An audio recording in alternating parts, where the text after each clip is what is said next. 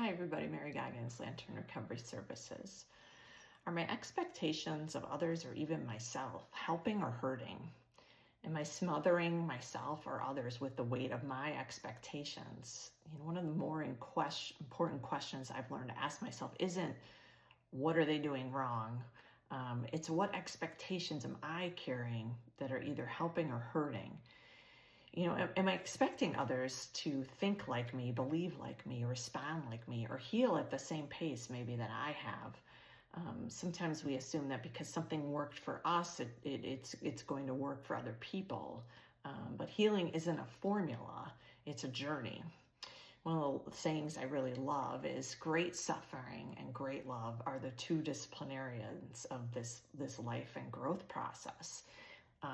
And so think about it. When you've fallen short, when you've stumbled, when you've, been in a spot where you needed to learn something different, did harshness help? Did criticism help? Or did compassion, encouragement, and even accountability a little bit help you get back to where you wanted to be?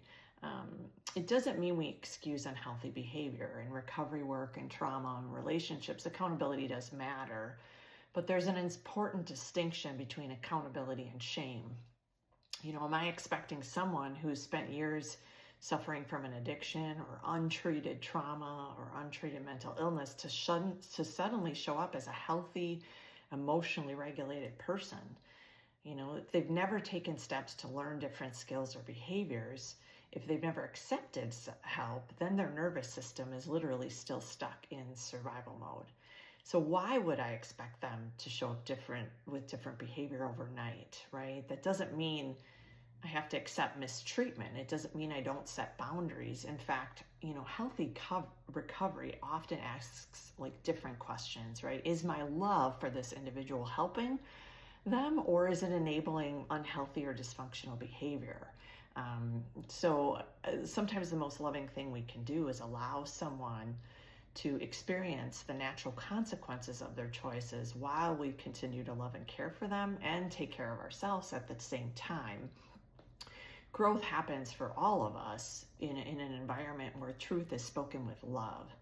So I really want to leave you with some questions of am I expecting others to heal on my timeline? Is my loving helping or enabling unhealthy behaviors?